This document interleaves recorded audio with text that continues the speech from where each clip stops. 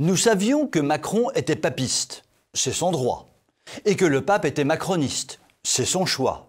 Mais de là à ce que tous les deux se révèlent en même temps des dictateurs patentés qui imposent de façon dictatoriale leur idéologie chaotique, interpelle juste quelque part, je veux dire, comme disent encore et encore les bobos du Marais quand ils fument leur moquette. Je passerai rapidement sur les mesures liberticides décrétées par Macronor Tyrannor il y a quelques jours, fondées sur des assertions covidiques abracadabrantesques qui sont à la science ce que les grillades de porc sont au repas musulman. Tout a été dit et redit sur le sujet, la dictature sanitaire macronique est avérée, je n'en dirai pas plus et me contenterai d'appeler à la résistance par tous les moyens. Parlons maintenant de François.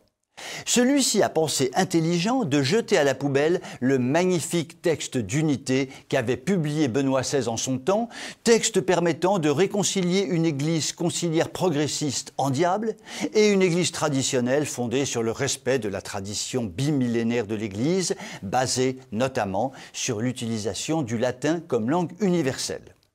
Le texte du pape peut se résumer en une phrase. Les traditionalistes rances et moisis raoustent, qu'ils aillent au diable, je ne veux plus en entendre parler, point final. Pauvre Benoît XVI, méprisé à ce point de son vivant par son successeur.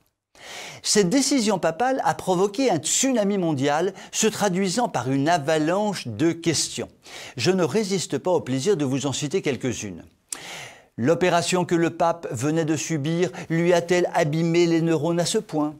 François a-t-il pensé que la chaleur estivale permettrait de faire passer une décision invraisemblable qui est une déclaration de guerre à un nombre considérable de catholiques dans le monde? Le pape est-il à ce point progressiste qu'il considère qu'il doit détruire peu à peu tout ce qui a été fait avant lui par ses prédécesseurs depuis 2 millénaires? A-t-il trouvé lumineux de déclarer la guerre à une partie importante du monde catholique alors que l'Église mondiale connaît de gigantesques problèmes? François est-il à ce point rigide qu'il en devient dictatorial, insupportable? Le pape fait-il preuve d'une élémentaire intelligence en regardant avec des yeux énamourés l'Église catholique allemande sombrer dans l'hérésie et donc dans le schisme, mais en choisissant de s'attaquer violemment à la partie la plus solide du monde catholique mondial? Le pape ne devient-il pas le plus grand diviseur de l'Église catholique, sachant que le prince de la division s'appelle le diable? Finalement, le pape est-il raisonnable? A-t-il toute sa raison?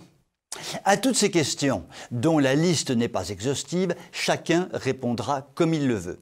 Quoi qu'il en soit, il est probable que les dégâts réalisés par un François mondialiste, immigrationniste, écologiste à la mode Greta Thunberg, déconstructiviste et sur le fond résolument révolutionnaire, laisse à sa mort une église catholique en bien piteux état.